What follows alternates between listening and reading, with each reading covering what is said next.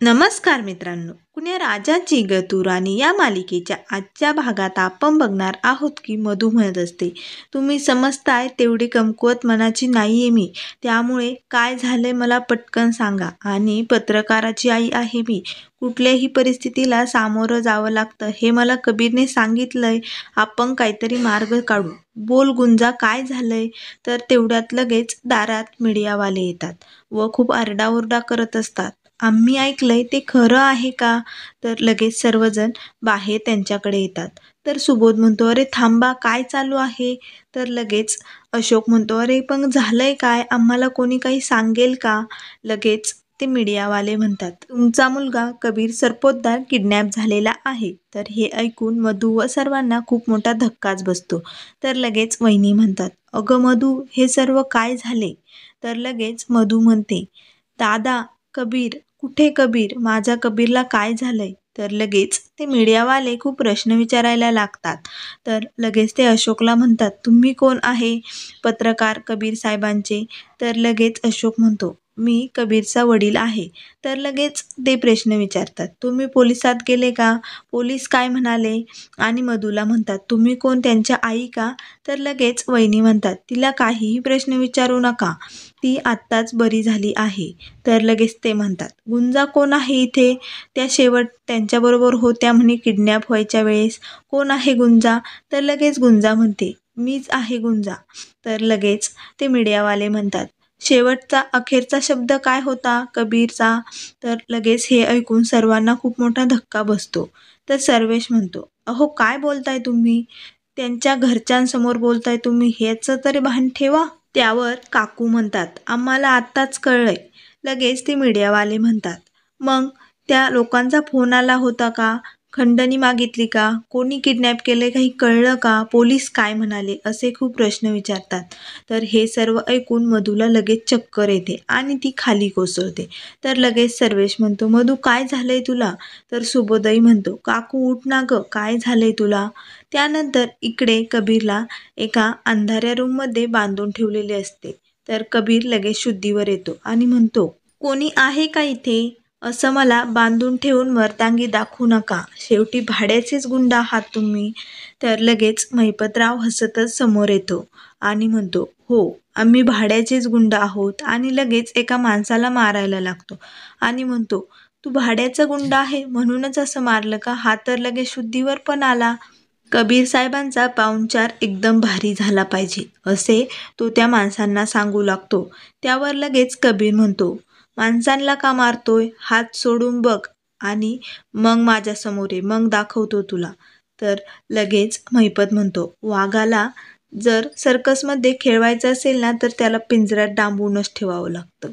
आमच्या साहेबाचं नाव बदनाम करतोय, लवकरात लवकर आर्टिकल मागे घे आणि हे प्रकरण इथेच संपवून टाक. तर कबीर म्हणतो, नाही घेत मागे, जा. तर लगेच महिपत कबीरच्या कानाखाली ओढतो आणि म्हणतो, बघा कसा चुरू बोलतोय, मारा याला. तर लगेच ते गुंड कबीरला खूप मारायला लागतात. तर कबीरला खूपच मारत असताना लगेच महिपत म्हणतो, इतकं पण मारू नका की तो लगेच मरेल. आपल्याला त्याला मारायची सुपारी नाही भेटली, तो मेला नाही पाहिजे. तर लगेच तो माणूस कबीरला हलवतो आणि म्हणतो, नाही, अजून जिवंत आहे तो. वर कबीर म्हणतो, तो महिपत आणि त्याची कुत्री मला मारतायत का? जाऊन सांगा तुमच्या साहेबाला, मी आर्टिकल मागे घेणार नाही. आणि माफी तर त्याला मागायची अख्ख्या डोंगरवाडीतील माणसांची. तर हे ऐकून महिपतला खूपच राग येतो. तर लगेच तो कबीरला लाकूड हातात घेऊन जोरजोरात मारायला लागतो. त्याने कबीरला कितीही मारलं तरी कबीर त्याचं काहीही ऐकत नाही. त्यानंतर इकडे मृण्मयी ही घरी आलेली असते, ती आराम करत असते. तेवढ्यात तिची आज्जू तिच्यासाठी हळदीचं दूध घेऊन येते. तर लगेच आज्जू म्हणते, चल मनू, पटकन दूध पिऊन घे, आरोग्यासाठी हे दूध खूप चांगलं असतं. तर लगेच मृण्मयी म्हणते, नको ना गं आज्जू, ते चांगलं नाही लागत. तर लगेच तिची आज्जू म्हणते, नाही, थोडंसं पे. तेवढ्यात माया तिथे येते आणि म्हणते, सासूबाई, तुमचा मुलगा कुठे, माहीत आहे का तुम्हाला? तर लगेच सर्वेशची आई म्हणते, तो माझा मुलगा आहे आणि तुझा कोणीच लागत नाही का? तर लगेच माया म्हणते, इथे मरणाच्या दारातून मुलगी बरी होऊन घरी आली आणि तिच्याजवळ बसायचं सोडून हा बहिणीकडे बसलाय वॉचमनकी करीत. तर लगेच सर्वेशची आई म्हणते, अगं माया, असं एका नात्यामुळे दुसऱ्या नात्याला गुंतवू नये. गेला असेल मधूकडे तिचं बरं आहे की नाही बघण्यासाठी. तर लगेच माया म्हणते, हो, त्याला ना त्या बहिणीचा खूप पुळका आहे आणि या कबीरमुळे माझ्या मृण्मयीला पण खूप त्रास होणार आहे. तर लगेच सर्वेशची आई म्हणते, माया, तू कबीरच्या घरच्यांना, माझ्या मधूच्या घरच्यांना खूपच बोलते.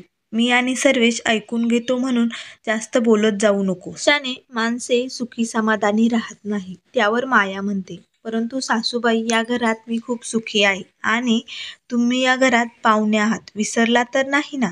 तर आजी म्हणते, नाही ग बाई, मी कशाला विसरेन, आणि तू किती सुखी आहे हे मी हॉस्पिटलमध्ये असतानाच बघितलंय. तर लगेच मृण्मयी म्हणते, मम्मा तू काय बोलतेस, काय चालू आहे तुझं.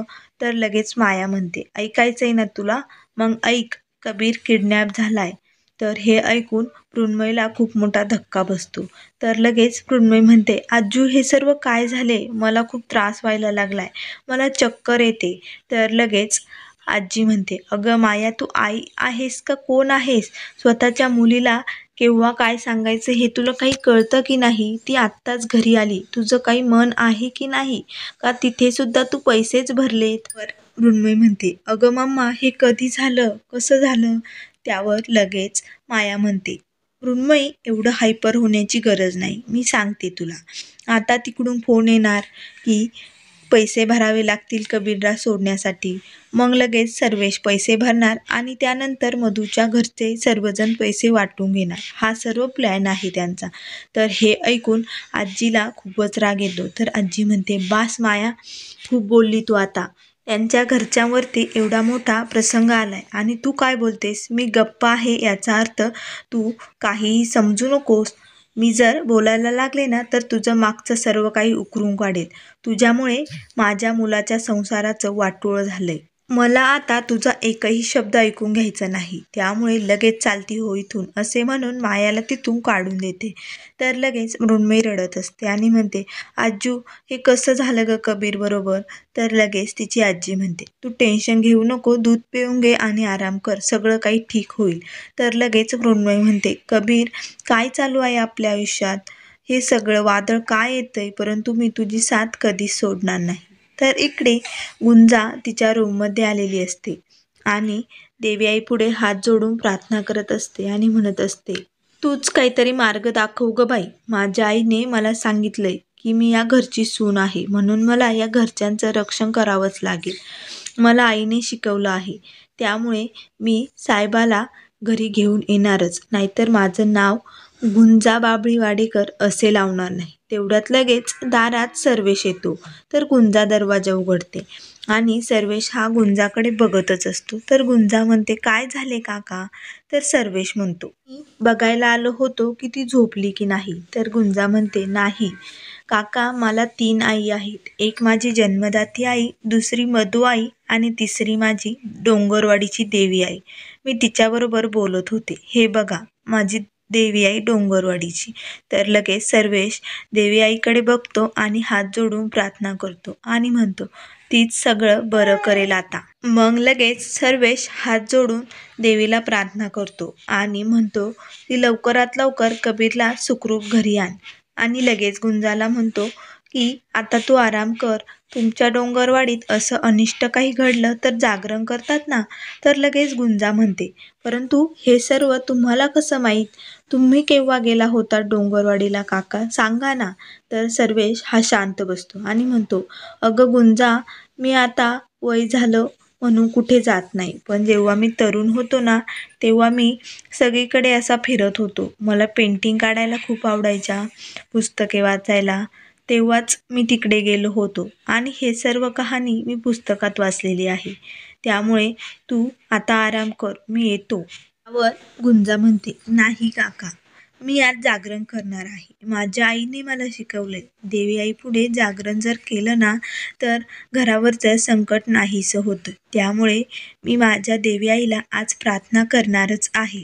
असे म्हणून गुंजा पुन्हा देवीपुढे हात जोडून उभी असते. तर मित्रांनो, पुढील भागामध्ये महिपत हा कबीरच्या घरच्यांना फोन करतो आणि मधू व सर्वजणांना म्हणतो की तुमच्या मुलाला समजून सांगा, तो माझं ऐकत नाही. तर लगेच मधू म्हणते, अरे कबीर ऐक ना, ते काय म्हणतायत ना ते कर.